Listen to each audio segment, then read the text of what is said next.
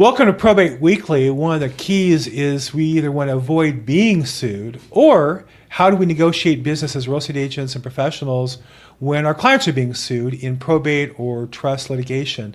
We're excited to have today one of the leading litigators in probate and fiduciary litigation here in Los Angeles, Nicholas Van Brunt of Shepherd Mullen. Nick, thank you so much for taking time with us again today. Hey, Bill, great to see you again. Thanks for having me. So, what are the most common areas that cause litigation that you get involved with? Meaning, I'm sure there's a lot of smaller things that don't come across your desk, but what are some of the key topic areas that cause people to get sued or open up trusts or estates to lawsuits that maybe are avoidable? Yeah, so the three areas that I'm finding are generating the most litigation for our practice. The first would be will and trust contests. The second would be disputes between trustees and beneficiaries, and the third would be conservatorship. With will and trust contests, typically what you have is somebody passes and their relatives or other loved ones are engaged in a battle as to what their real intentions were, and typically the claims that there's lack of capacity or that there was undue influence of fraud or forgery, and we're starting to see more and more interesting versions of that I'm sure we can get into. The second bucket, disputes between trustees and beneficiaries, and that can be anything from a breach of fiduciary duty claim or a petition by a trustee for instructions to the court as to what to do, and the beneficiary may disagree with that, or disagreements between the beneficiaries and the trustees trying to seek, again, instructions from the court as to what to do. And so, that's a whole big bucket. And then conservatorships, continue to become more and more prevalent as the boomer generation, physically is outliving their full capacity more and more. And we're just seeing a lot of disputes and efforts sometimes by people to take advantage of the elderly, and conservatorships or, elder abuse cases being filed during their lifetime.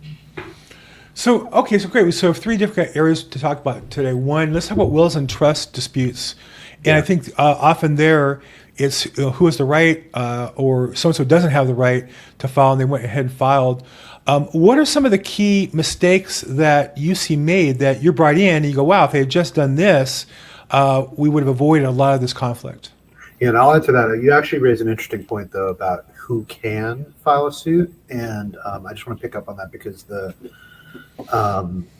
courts have recently, depending on your point of view, either confirmed or expanded the standing involved for somebody to bring a contest in a trust. It used to be that people would argue that you had to be either a trustee or a beneficiary under the instrument.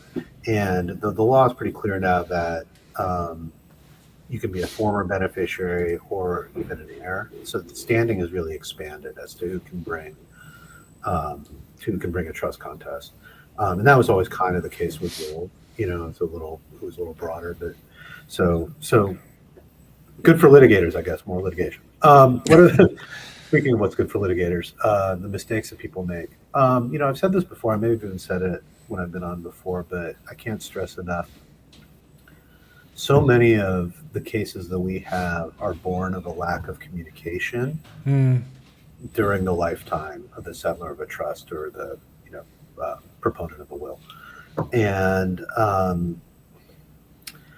what I mean by that is parents, grandparents sitting down, having a conversation with their relatives, their loved ones, saying, this is what I'm going to do, and just having that conversation ahead of time. You see it particularly with business succession battle, right, when they're family businesses. But you can just see it generally. And, sometimes that's not feasible, right? Sometimes there's estranged relationships and that happens. But a lot of times I think if there had just been communication, a lot of issues can be resolved. And it's understandable why the communication does not happen. Often the communication does not happen because what are people afraid of? They're afraid of death. We're afraid of death. And we don't know what's going to happen necessarily. Some people have more faith than others, but it's an unknown. And people don't want to talk about it. And people don't want to talk about taxes, the two certainties, death and taxes, and people don't want to talk about what they're doing with their money, and so it's all understandable. All I'm saying is that lack of communication is helping me to stay in business. It also seems to me that the lack of communication during the probate, in particular probate administration, even trust administration, that it's almost like anything else. The longer it sits there, the more likely there is to be conflict, and the more likely conflict, more likely is going to lead to legal conflict or litigation. And I try to pet people and say, just move as fast as you can, obviously accurately, because the longer you wait, you're just waiting for somebody to say something to that son, where he's going to go, F him, I'm going to go ahead and hire an attorney, and right, that must be some of the business also. Absolutely, yeah, no, it's related to what I was saying before, but it's absolutely, it's a corollary. The longer you wait to do planning, the more risk you're creating, and also, the longer that you wait to do planning, you run the risk that you may not plan in time. Right. And also not updating your instance. Right. You may have done planning 5 years ago that may not reflect what you want to do right now. And so that's really important. Yeah. One of the challenges I see also with wills and trust heir disputes is that sometimes you have multiple heirs, 4 or 5 siblings or whatever, and one's filing as a petitioner and maybe has the estate paying for an attorney to guide. And then one of the heirs feels they're being taken advantage of, but doesn't have the resources to hire an attorney. Sure. And that's a tough attorney to find, right? Because if it's not really a dispute, it's not really litigation, it's not really administration, but it can blow into full litigation, and no attorney wants to sign on. So you must see those either you get into them accidentally or you watch them on the side. What advice would you give to that heir who, on one hand, is being taken advantage of, on the other hand, hiring an attorney for them is a very uncertain and can be very expensive proposition? Yeah, it certainly can. And there are people in the probate bar who will take matters on contingency, meaning that they'll take a percentage of whatever favorable outcome. I don't know that many people do it, but I do know people who do it. It's a little bit of a trap for the unwary. I can think of one real life example where, and we came into this case later on, but you had a situation where one beneficiary is like, I want to remove my brothers as trustees. I want to remove them, but I can't afford counsel. So he hires a contingency lawyer, and the contingency lawyer does a little bit of work and ultimately negotiates a resolution whereby the brothers agree to step down from one of the two trusts, actually not from both trusts. And the engagement letter said, we'll take 25%, I think it was, of the beneficial interest, to recover in the trust. Well, let's just say, I'm not going to say the exact, let's just say this is a multi-million-dollar trust. Right. Okay. Or multi-million-dollar trust in aggregate. And, for a little bit of work and just getting someone to agree to step down from one of the trusts, they were taking the position that they're now entitled to a quarter of the trust, the entire trust. Ultimately resolved it for much less than that, but it's, that's sort of the trap for the unwary. So, I do think that there's a risk when you have a contingency arrangement. I do see that some lawyers are out there asking for contingencies on things that people are going to get anyway. And the contingency should really be only on what you wouldn't be getting, but for the fact that you entered into the case, right? So if you already have $1 million interest in the trust and you recover $2 million, the contingency should be on that $2 million, not on the entire amount. That's the risk out there. But yeah, sure, it's the deck can be stacked. There are other options. There are litigation funders that are out there. So there are third-party litigation funders, some of whom do get into the estate space. This can be very expensive in terms of interest rates for those who do lending, or they can take a pretty significant multiplier. But there are other options that are available that sometimes make sense, depending on the case. But you got to look at it carefully. Yeah, I mean, it can sound very expensive to get money on a will or trust, but the lenders to do that, I mean, there's not that many that do it, that fund litigation or advance heirs or lend money to estates. It's not like you can Google search and find 15 of them. It's a very competitive business, very specialized.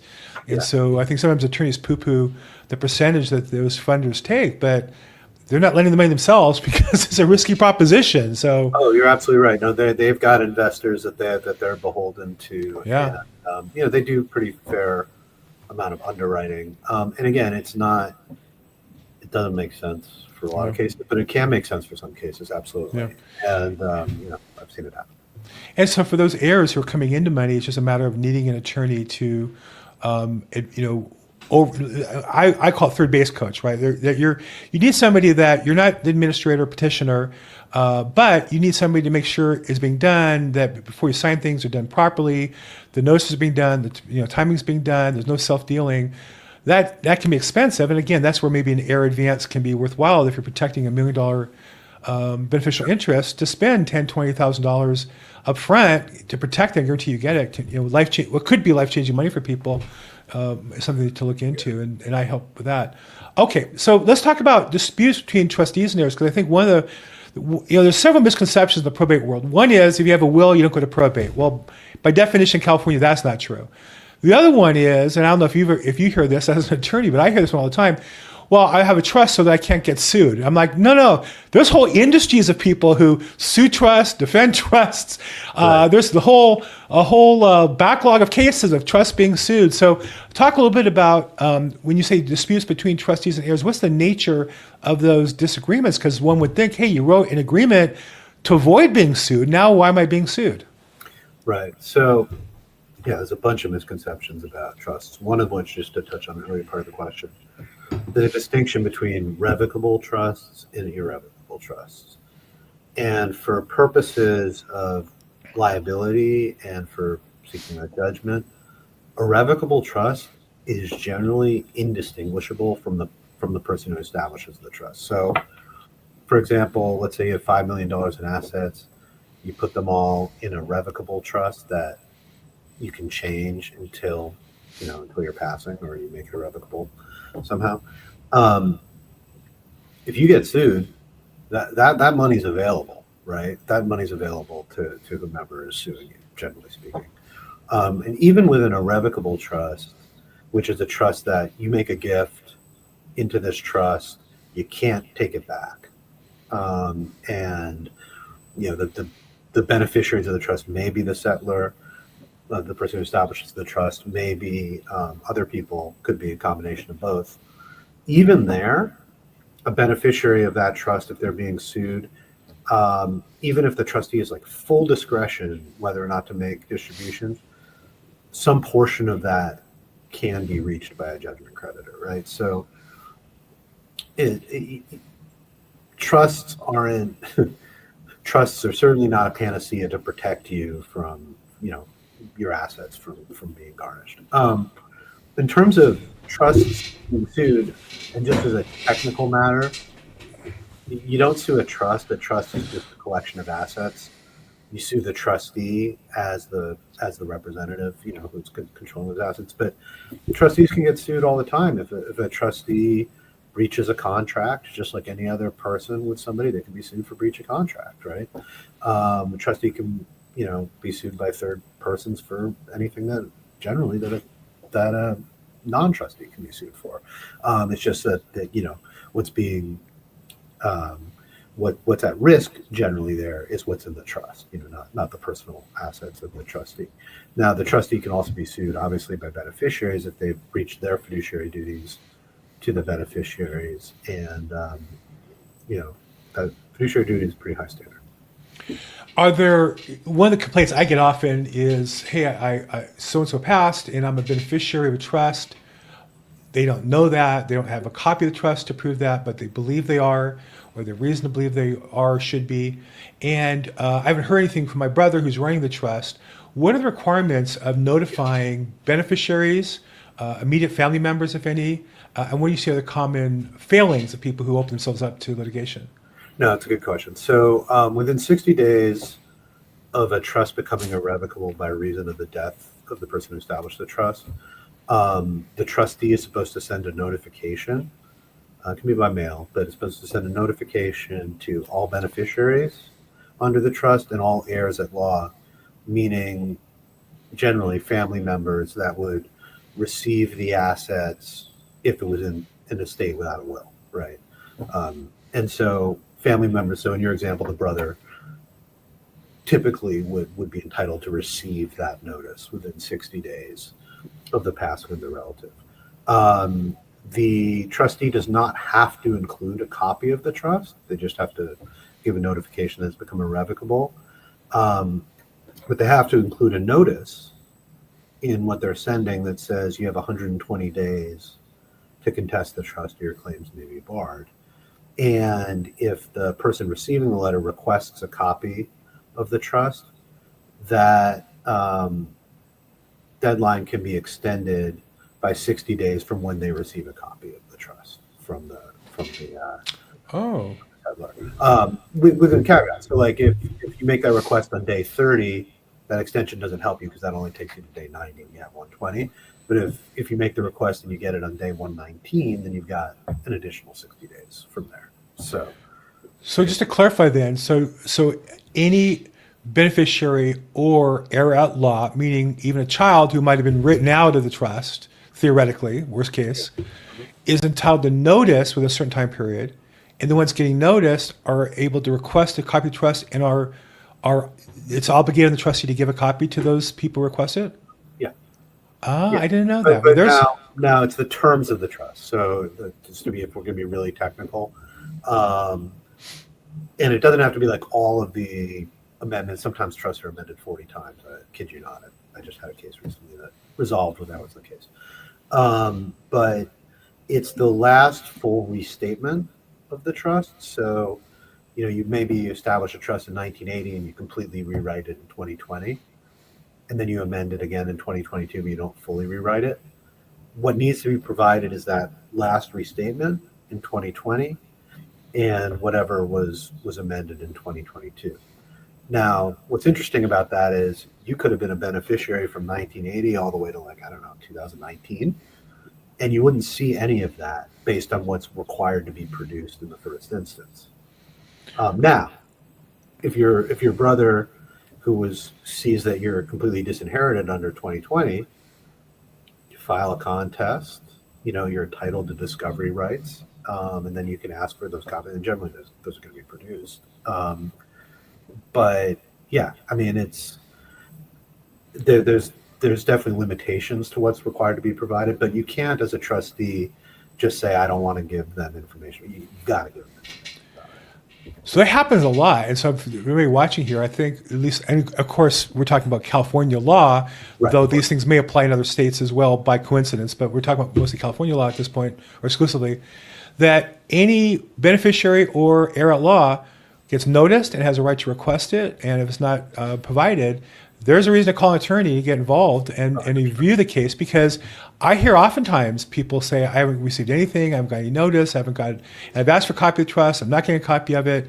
And then that would theoretically show either what you stand to gain from the trust or nothing, right? If you're written out in the latest version, it would say, all the heirs but you, and you're at zero. At least you would see that in writing, rather than just thinking the trustee on their own came up with that as their own plan.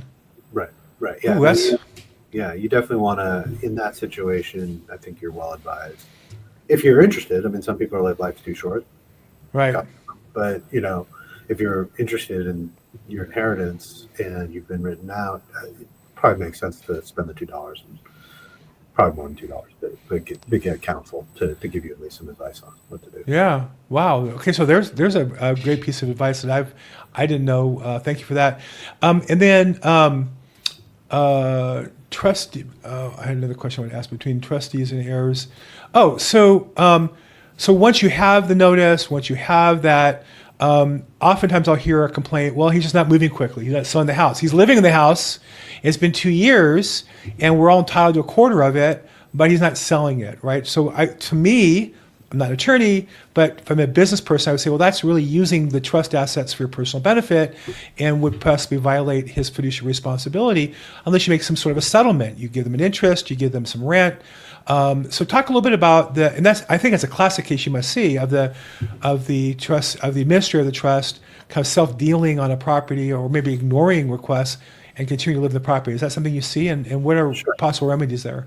Yeah, sure. And part of it's going to depend on what the trust says, right? The trust is like the constitution for the assets of the trust that are involved, right? And so if the trust says my trustee is allowed to live in the house for the next 36 months, rent free, and is to sell it after that, then not many trusts will say that, but you do have terms sometimes where a trustee is allowed to live in the house for a period of time, or even if not the trustee, maybe a surviving spouse typically is allowed to stay in the house for a particular period of time.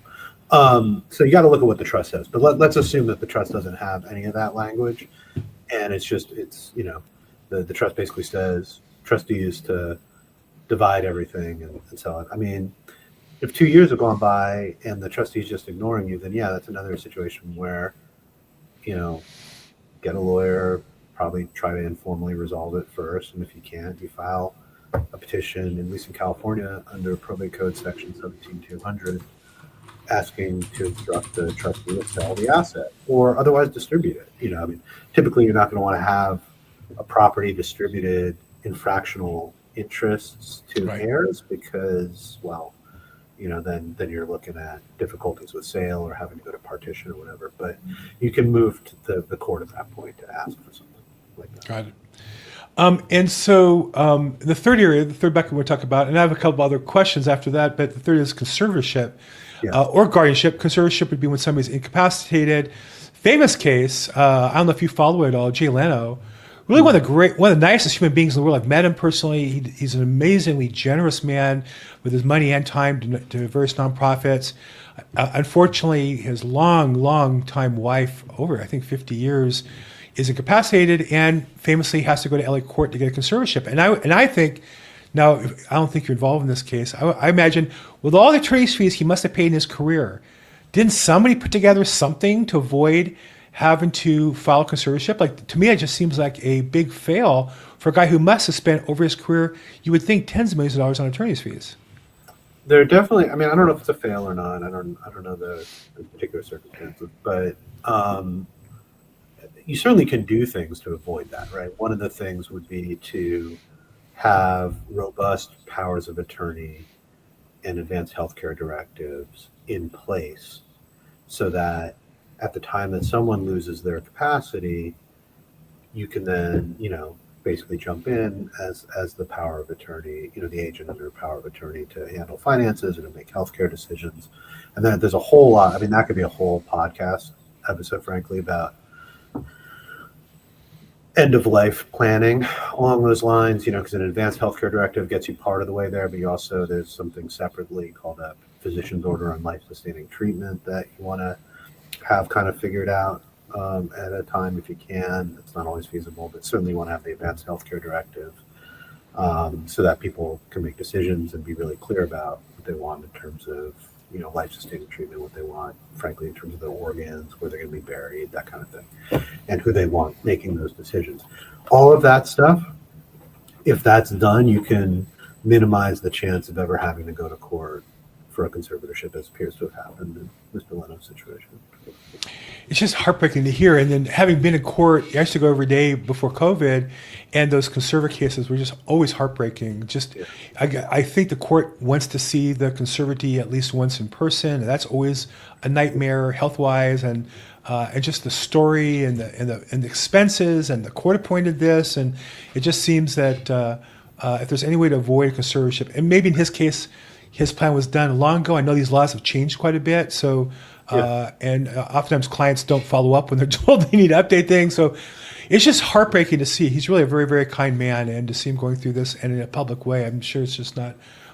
Nobody wants this, let alone a celebrity like him. So and it's and there are certain rules in place with respect to conservatorship where there's supposed to be some confidentiality around those proceedings, but since we're talking about it, obviously you see that sometimes these things leak, right? And Yeah. at least the existence of that proceeding is not confidential. And so, yeah, no, absolutely. It's you never want to end up in that situation. You don't Right. want to end up being a conservatee, and frankly, you don't really want to be a conservator because, especially in a post Britney Spears world, the rules, for reason, are um, very protective now of conservatees and of people potentially taking advantage of them. The unfortunate thing is probably, I'm throwing a number out there, but probably 95+% of conservators are just trying to do, the right thing for their conservatees, and are just, acting out of love. But there are people out there who were taking advantage, absolutely. And so it's definitely, it's a thicket. I mean, that is definitely a world where if you're a conservator, you need counsel. To Yeah. navigate that. And the hard part there is oftentimes they don't have it because the conservatorship, by its nature, somebody has severe medical problems of some sort. They're spending all kinds of money on that. They're not earning any money. So that's just such a heartbreaking situation to see that they're spending time and the time involved in going to court on top of the medical treatment people need. That if there's anything you do to avoid that, and again, I'm going to point out Jay Leno in a negative way. It's just some of these things are, who knows the reasons why he's there, but nobody wants to end up in the conservatorship No. on either side of the deal. It's not, whether it's your parent or you're the one who's in the courtroom. You don't want to be there. Let's go back a little bit to now just kind of general on wills and trust disputes and disputes between trustees and beneficiaries. Every firm's different, every attorney is a little different. So give me an idea of but there's, obviously you work for one of the better known law firms in Los Angeles. I don't know how to rank you or how to evaluate it other than I recognize your name as a firm as well as you individually. You're certainly not going to be the cheapest. You're not going to be the TurboTax of law firms. Give me an idea of when somebody has a dispute, what kind of dollar amount at risk should there be, or what kind of fee structure are they talking about before it's worth bringing to your attention? Is there such a range? Oh, that's a good question. It really depends, right? And because, obviously, the dollar amount in dispute is important, but also the runway. Oh, I'm so sorry. The runway that's going to be required to get there is the other question, right? So you might have a $5 million dispute that we're going to be too expensive to handle at our rates because the likelihood is going to have to go all the way to trial, and that's going to take 2 years, and it's going to be really expensive. But you could also have, a $3 million dispute that could be resolved quickly, right? Perhaps with an early mediation, and then it might make sense for us to handle it. So we don't have a particular threshold, but I'm always happy to talk to people who reach out, and I'm very direct with them. In fact, there was one person who watched your podcast once and then called me, and I was like, you have a good case, but we're going to be too expensive. Here are 3 people I know who are great. You should call them.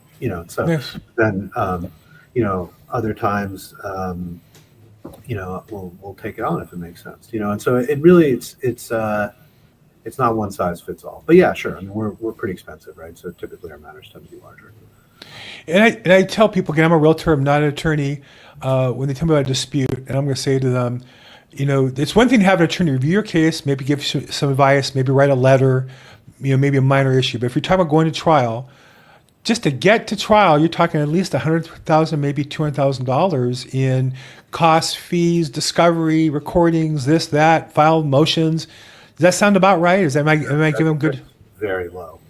I mean, even right. For a firm like yours, it's going to be more because it's going to be a bigger matter and a bigger firm and you're buying a bigger gun, so you're going to pay more. But even just to entertain litigation, it's not less than that. No, it's not less than that, and often it's more than that.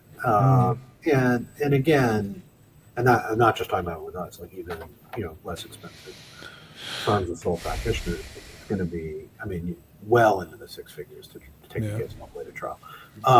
Now, the caveat is in probate court, sometimes there are matters where you have a very short trial that needs to happen on a disputed issue, and sometimes that'll be less expensive. But yeah, a judge I had in a recent trial said from the bench, he was right about this, that I assume that the amount of time being spent in trial, you multiply that by 3, and that's the amount of time spent just preparing for trial, not even talking about discovery or anything. Because you got to be ready for all sorts of, possible arguments for the other side that may or may not occur. You have to prepare your witnesses. You have to, prepare them both with your own direct testimony, with their direct testimony, I should say, or with, potential cross-examination that you're expecting the other side to give. And you got to prepare opening statements. You got to prepare closing statements. There are questions the judge asks that you have to file briefs about. I mean, trials are really expensive. Yeah. Talk a little bit. One of the hottest topics in news and business is artificial intelligence. Mm-hmm. And as a real estate agent, to me, it feels like a lot of hype today, and also a lot of developments for the services that I use, meaning I pay for multiple listing service. They're using AI to automate their technology. I'm just a member and I can search it and use it, but it doesn't seem to have really hit the kinds of activities I deal with on a daily basis. Can you talk a little bit as an attorney? Obviously, you can only speak to your business personally in your firm. Where is AI? And it's one thing to say it's on the horizon, but as far as today, how often, how active is that in your personal usage or your immediate staff that you work with? Well, first I have a prop, and the prop is the latest issue. This is a couple months old now, Trust and Estate Quarterly. For those of your audience who are part of the California Lawyers Association Trust section, they would have had this. But the second article in here is called Ethica Ex Machina, or How I Learned to Stop Worrying and Love ChatGPT, Ethical Considerations for Trust and Estates Attorneys Using Generative AI. Why do I bring that up? It's obviously something a lot of us are thinking about right now. Yeah. How to use it. And also to plug that it's a great issue, and I'm the editor of it. You should get it. But whoa. Okay, hold on now. You're the editor of the quarterly newsletter. For a few more months anyway. Oh, I didn't know that. Okay, good. Thanks for plugging that. You're very modest with that plug. You need to be a little louder on that plug, just FYI. I'm loud enough. But so AI, there's a lot of different things going on with AI. As a firm, like a lot of lawyers, you have to be familiar with it now. It's almost like ethically you can't not be familiar, like any other technology, because it's out there. In certain ways, it can help clients save money to use AI to generate first drafts of work product. But man, it's a trap for the unwary because, you've probably heard the stories, and I'm sure your audience has heard the stories of the attorneys who have a brief done completely by AI, and the AI bot literally makes up cases that don't exist that are cited to in the brief. Yes. So you can't just rely on it. But it is a tool that can help you get started, right? Like, hey, I need to write a letter to opposing counsel on these 3 bullet points, and it gives you a place to start. So I do think it's really helpful there. It's helpful for responding to discovery. But it doesn't eliminate the work. In terms of generating documents, I'll give you an example without revealing too much.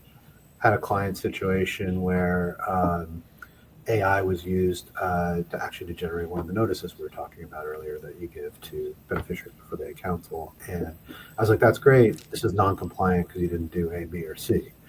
So that's sort of, there's a thought that, AI are going to replace lawyers. I do think that it's going to make the practice of law more efficient in the medium run, maybe even the short run, but it's not going to eliminate the need for lawyers because AI is only as intelligent as the information it has.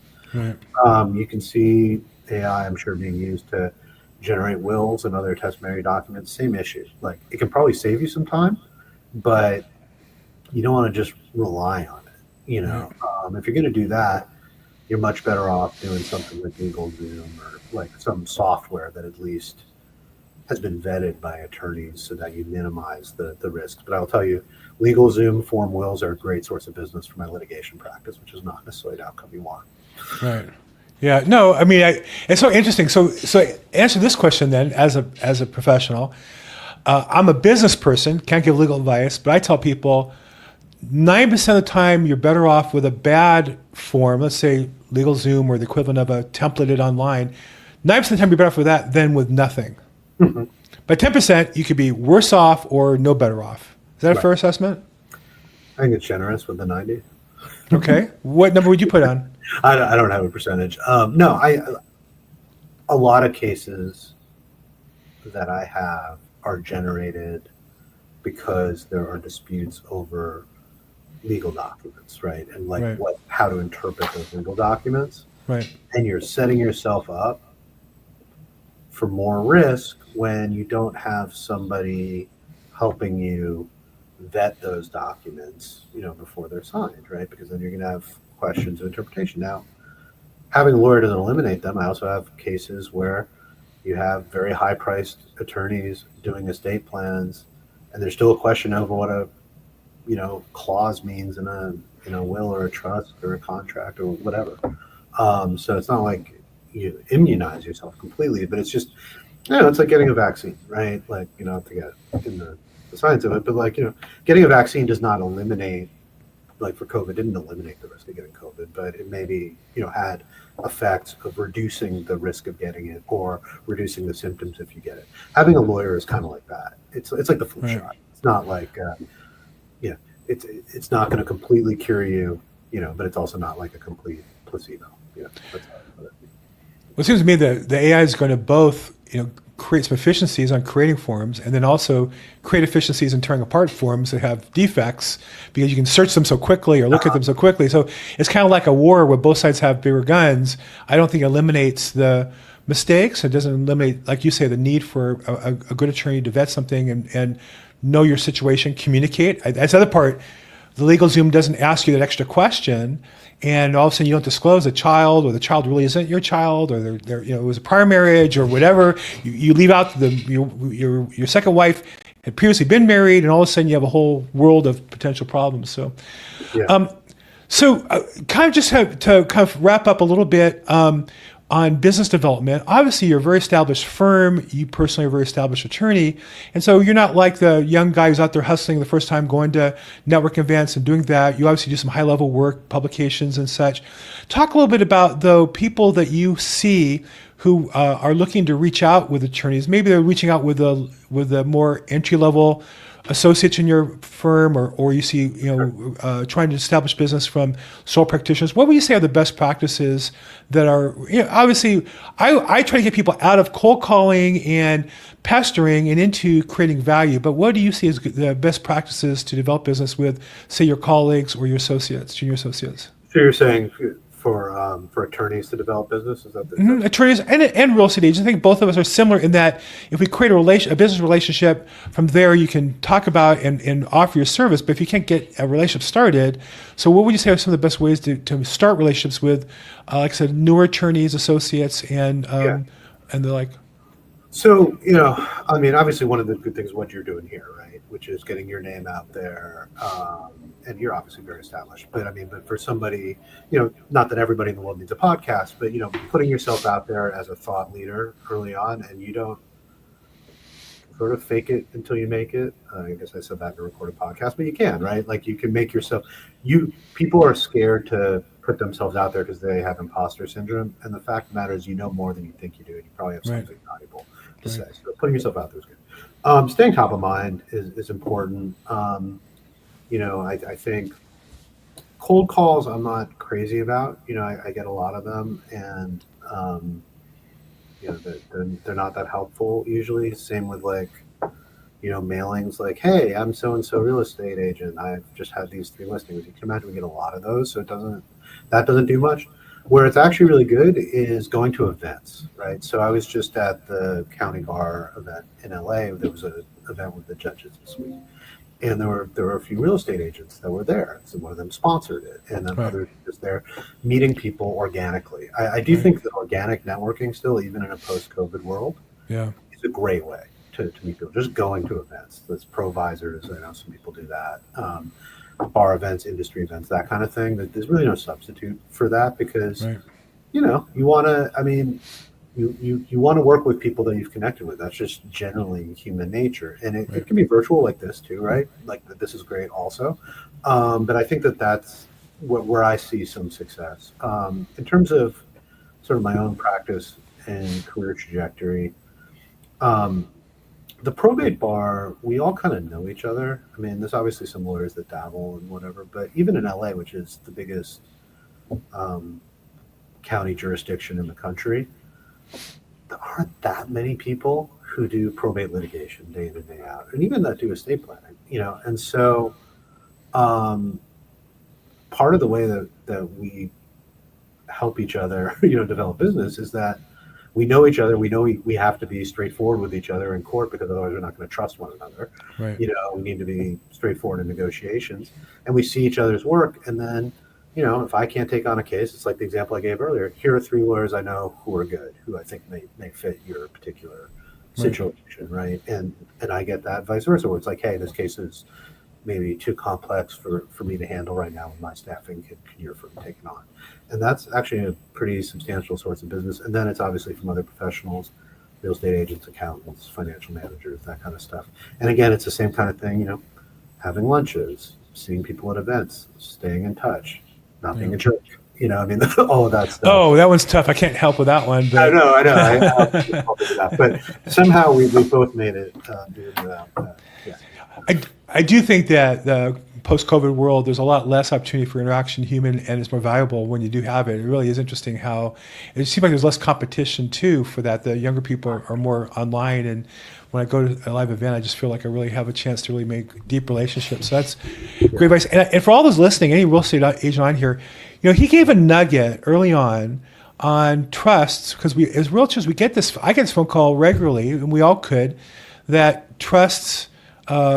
Trustees are required to notify beneficiaries and heirs at law of a trust becoming irrevocable. And then, if requested, they're obligated to give a copy of the trust that's active at that time, as amended at that time, with the proper verbiage is. But the point is, that's not done all the time. And just knowing that, and if you go back and rewind and pay that, when you get a phone call, you can refer people to this. Knowing that nugget puts you ahead of your customer, and that's education. I think. I know you use the term fake to make it, but I will always feel like, 1 or 2 good nuggets. You can make a living off of 1 or 2 good nuggets. And if you let everybody in your database that, trusts are obligated to notify beneficiaries and heirs at law, that's a massive piece of information that somebody's going to call you and say, really, because I have this friend, and you confirm to either Nick or one of the other attorneys in your database, and from there you have some business. So I think you've really been very helpful to us again. Nicholas Van Brunt from Shepard Mullen Law Firm in Los Angeles. Yeah, I'm sorry, you put your hand up. I've got one more nugget, just great, that I think is actually for your audience, and this is California specific, but California, as of this year, has instituted in the probate, in the probate code, they've instituted now that real property up to $750,000 in value can be transferred through probate without a formal probate process. It used to be that the limit was, in the high 100,000, depending on the year and inflation. But now 750,000, which is, I think, around the median house, value throughout California. You and I both probably take exception to that, but that's what the legislature thought. And so there are a lot of people who can now take advantage of this process and not have to go through a cumbersome probate. You still have to give notice to heirs, and there's rules around it and all that. You still probably need some advice on it, but it really decreases the amount of time that is needed to transfer a decedent's property to heirs if it's not particularly valuable. And it's good. It actually provides some access to streamlined procedures for people who can't afford that. Right. Estate plan at a time. So that's out there as well. It has great potential. I think it's for deaths on or after April 1st and some other restrictions, as you say. To me, it seems like there's ripe opportunities for fraud as well. I have a feeling you can see some lower priced, fraud, litigation work created as a result too, because anytime you lower the restrictions, you create more opportunities for nefarious parties to get involved. We'll see. What it does is it creates another way in which people can be defrauded, I suppose. I don't know. I mean, the proof will be in the pudding. We'll see. That is something that a lot of people were talking about. People were discussing that even with the legislature. But it's sort of like another thing that percolates every few years is electronic wills, right? And whether we're going to join, like a lot of other states, allowing documents that are electronic or even videos or whatever to be deemed as wills. And people are like, oh, there's all sorts of, potential for fraud there. And there is, but we have like 100+ years of cases involving people forging signatures on documents too. So, I mean, it's just changing the way in which things happen. And there may be like a fraud bubble as a result of all this. There might be. I don't know. We'll see. Yeah. Well, I think we're planning to do another episode just on that. That's a little below your level threshold for work. I appreciate you bringing it up because it's important, I think. But I do think and I think there's going to be, I've talked to 2 firms that are planning like a reduced fee, like $1,500, for a single property. And that's what this new law covers. So there's going to be hopefully some, pulling out of some of the cases that are, I think, fought the lower income where the legal fees eat up so much of the equity. I think the goal is to get those cases out of the probate process and into more of a streamline. And I know I think that the heart's in the right place. Time will tell if it works. So I look forward to that and going forward. Where there's a will, there's a lawyer.